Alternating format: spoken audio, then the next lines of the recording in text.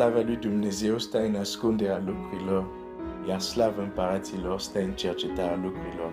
Proverbele 25, versetul 2. Dumnezeu să binecuvânteze. În această dimineață vreau să încep să citesc din nou textul din Luca 24, versetul 15. Pe când vorba ei și se întrebau, Iisus s-a apropiat și mergea pe drum împreună cu ei, dar ochii lor erau împiedicat să-L cunoască. El le-a zis, ce vorbe sunt acestea pe care le schimbați între voi? Și ei s-au oprit uitându-se triști. Motivul pentru care tristețea lor trebuia să fie schimbat în bucurie era exact în fața lor. De ce erau triști? Erau triști. Ei explică că sunt triști pentru că ei au sperat că Iisus era acela care trebuia să vină.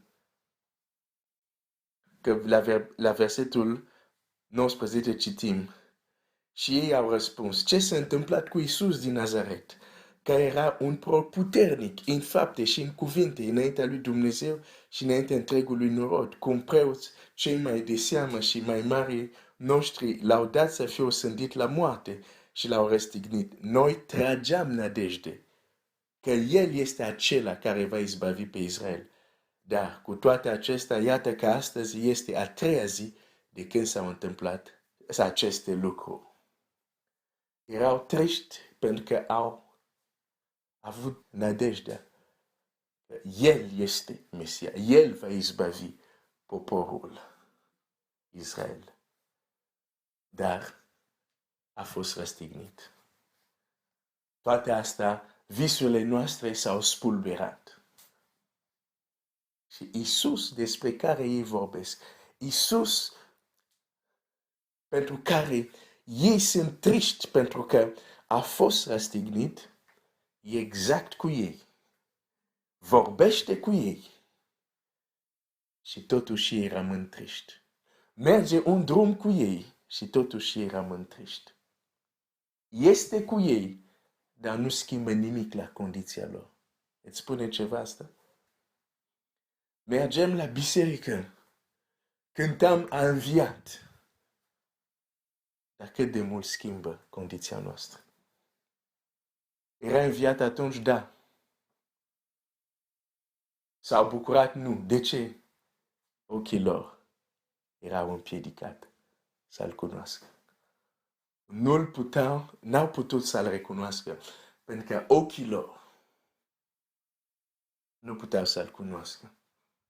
Despre ochi aș vrea să merg în Scriptură, într-un alt text, și apoi o să ne întoarcem la acest text, în Cartea Regilor, un text unde ni se vorbește tot despre ochi. O să fie 2 Împărați, capitolul 6. Așa, 2 Împărați 6. Și versetul 14. A trimis acolo, deci regele, dar împăratul Siriei, e cel despre care vorba, a trimis acolo cai care și o oaste puternică au ajuns noaptea și au înconjurat cetatea. Slujitor omul lui Dumnezeu s-a sculat dis de dimineața și a ieșit. Și iată că o oaste a înconjurat cetatea cu cai și care. Și slujitor a zis omului Dumnezeu, a, Domnul meu, cum vom face?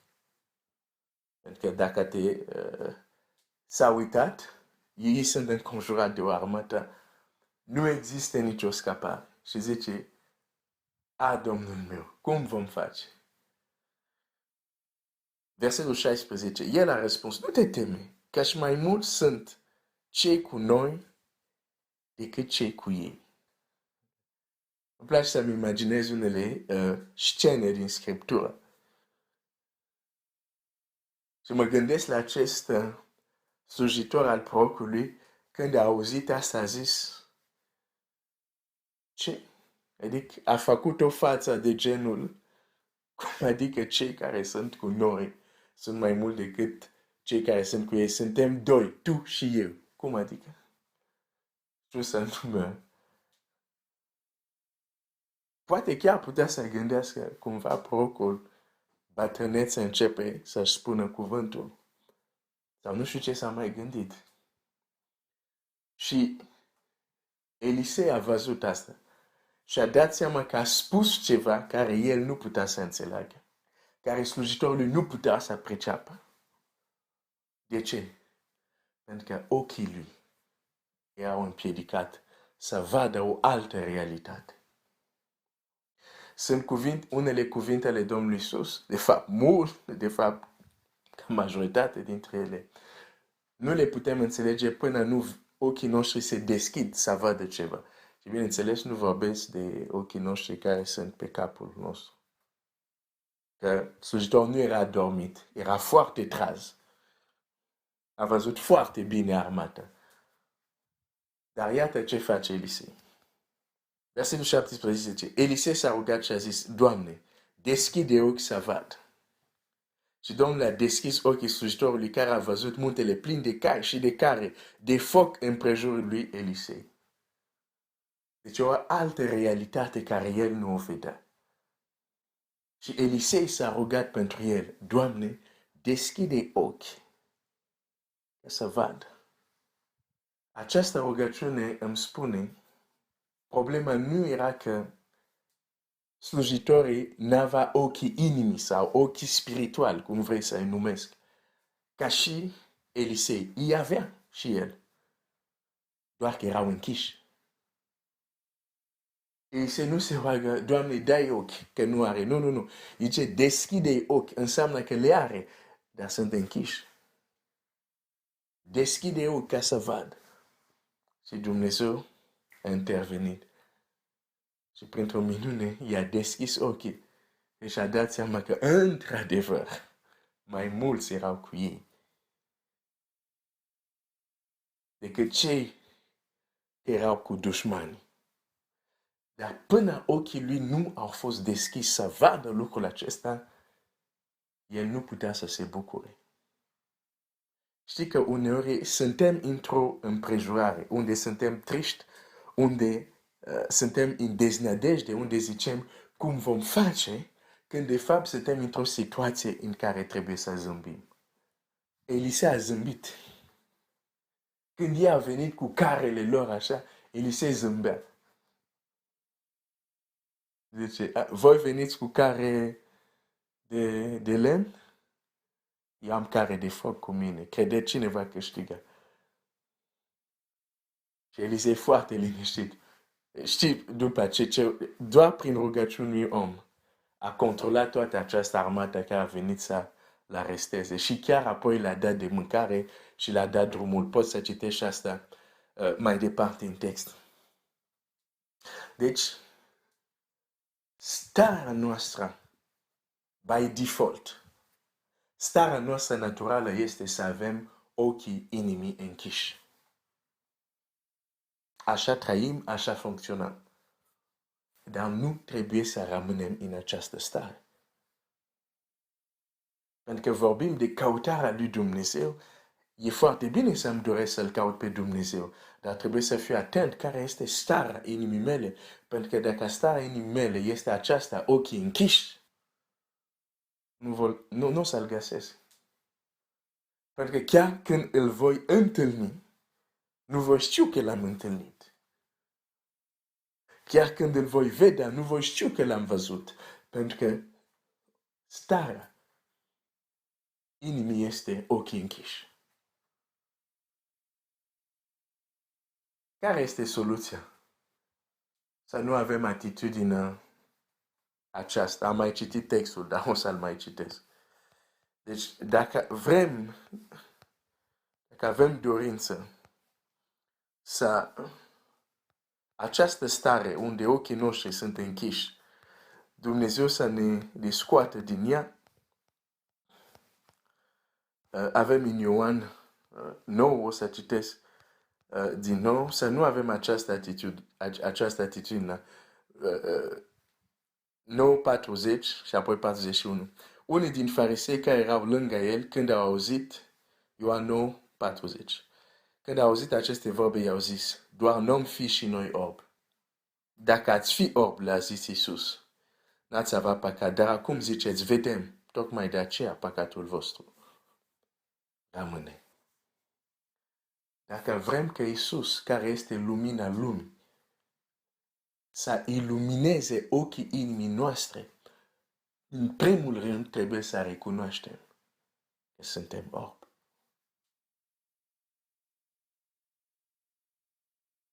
Când Domnul Iisus deschidea ochii orbilor, ne arăta cu adevărat că este lumina lumii. Că există în noi, pentru că toate, cum să zic, bolile sau defecțiunile, ca să zic, fizice, vin de ceva spiritual. Suntem orbi fizic că Dumnezeu să ne poate vorbi printr-un lucru care le înțelegem despre o stare care o avem care este spirituală. Suntem înfoametat ca putem trece într-o stare de foamete, ca Dumnezeu să ne vorbească de o stare care există din punct de vedere spiritual. Hai să citim în Apocalipsa un text. Știu, Apocalipsa 3, versetul 15, știu faptele tale, că nu ești nici rece, nici înclocot, ori dacă ai fi rece sau înclocot. Dar fiindcă ești caldicel, nici rece, nici înclocot, am să te vărs din gura mea. Pentru că zici, sunt bogat, m-am îmbogățit și nu duc lipsă de nimic. Și nu știi că ești ticălos, nenorocit, sărac, orb și gol. Despre ce orbire e vorba aici? Nu de una fizică. Ochii inimii închiși.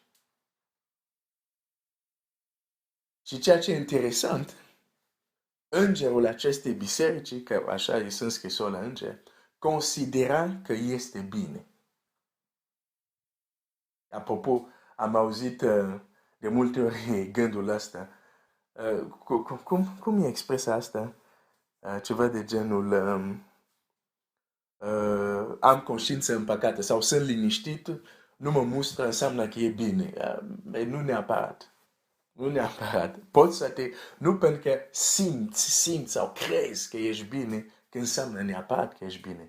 Aici vedem că putem crede că suntem bine și când din punct de vedere al lui Dumnezeu, care de fapt e singurul care contează, suntem total opus la ceea ce credem că suntem. Credea că sunt bogat. N-am nevoie de nimic. Zice, de fapt tu ai nevoie de tot. Ai nevoie și de haine. Ce zice? Zice, îți sfătuiesc să cumperi de la mine aur curățit prin foc ca să te îmbogățești. Hainele ca să te îmbraci cu ele și să nu se vadă rușina goliciunile tale. Doctorie pentru ochi ca să-ți ungi ochii și să vezi. Apoi zice, mustru pedepsesc pe tot ceea ce care îi iubești. Fii plin de râvnă, dar pocăiește-te. Apropo, Dumnezeu vrea să fim plini de râvnă, nu așa. Și astăzi cei care sunt plini de râvnă sunt catalogați extremiști. Închis paranteză.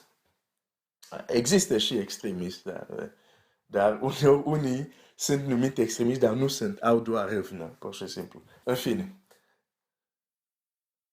putem crede că avem totul, când de fapt nu avem nimic. Putem crede că ne-am îmbogățit când de fapt suntem săraci. Și dificultatea în astfel de pasaje este să ne vedem pe noi. Pentru că pentru astfel de pasaje, ființa noastră umană sau inima noastră înșelătoare și deznădăjduită de rea se gândește la alte persoane, alte biserici, alți creștini care îi considerăm că sunt aia rătăciți și zicem, asta se aplică lor, nu noi. Dar de unde ai această siguranță că nu ești orb, sărac și gol? De unde știu eu, de exemplu, dimineața că nu sunt orb, sărac și gol? Că doar mă cred contrariul. Dar pot să cred un lucru și de fapt în realitate să trăiesc total opus. Singurul care poate să ne spună exact starea noastră este Dumnezeu. Eu nu pot să mă bizui doar pe ceea ce consider eu. La un moment dat, Dumnezeu trebuie să spună ceva, trebuie să vorbească. Dar vedem aici, una din stările, din bolile spirituale, este asta, orbire. Orbire. Ați auzit Domnul Iisus care spune, dacă un orb conduce un alt orb, amândoi vor cade într-o groapă. Înseamnă, sunt două categorii de orb. Unul care este orb, dar nu știe și crede că poate conduce pe alții. Și zice un alt orb, vino după mine, dar el este orb. Deci este un orb care nu știe că e orb. Și apoi este orbul care știe că este orb, dar din păcate pentru el, urmărește pe un alt orb. Orbire spirituală este o problemă mare, este o problemă reală. De aceea, când Domnul Iisus vindecă pe orb, ne spune, voi aveți problema aceasta. Dar eu am venit ca lumina lumii să luminez ochii inimii. Dacă acest lucru să se întâmple, trebuie să încetați să spuneți, Doamne, nu este vorba și de noi. Există un orb care Domnul Iisus l-a vindecat în două faze foarte interesante. Chiar o să caut textul acum, ca să-l citesc. Marcu 8, versetul 23. Iisus a luat pe orb de mână și l-a scos din sat. Apoi i-a pus scuipat pe ochi și a pus mâinile peste el și l-a întrebat, vezi ceva? El s-a uitat și a zis, văd niște oameni umblând, dar mi se par ca niște copaci. Iisus i-a pus din nou mâinile pe ochi, i-a pus să se uite țintă și când s-a uitat a fost tămăduit și a văzut toate lucrurile deslușit. E singur, din cât mi-amintesc eu, dacă greșesc, pot să-mi trimiți un mesaj. Dar din cât mi-amintesc eu, e singurul loc unde Domnul Iisus vindecă în două etape. Mereu în Scriptura, ridică-te și umblă. Nu zice, ok, am mers cu un picior și apoi s-a mai rugat și am mers cu ce. Nu, ridică-te și umblă. Vreau să văd, leproși toți sunt vindecați odată. Dar aici, în cât mi-amintesc, e singurul caz unde Domnul Iisus vindecă în două etape. Și ce boală vindecă în două etape? Orbire. Oare asta nu ne spune ceva? Că bineînțeles când zic că putem fi orbi, nu mă refer la orbire la cei care nu-L cunosc pe Dumnezeu și asta este orbire. Dar se pare că uneori orbire spirituală, dacă fizică a vindecat-o în etape, se pare că și orbire spirituală se vindecă și în etape. Vezi acum oameni care se mișcă, dar nu-i vezi cum trebuie, mai ai nevoie să fii vindecat. Pentru că dacă l-ai primit pe Iisus ca Domn, sigur ai văzut, sigur ochii inimii tale au fost iluminate, clar, nu neg lucrul acesta. Zic doar, nu a fost iluminat într totul sau cu toată lumina ca se poate. Deci mai trebuie. Doamne, iluminează ochii inimii.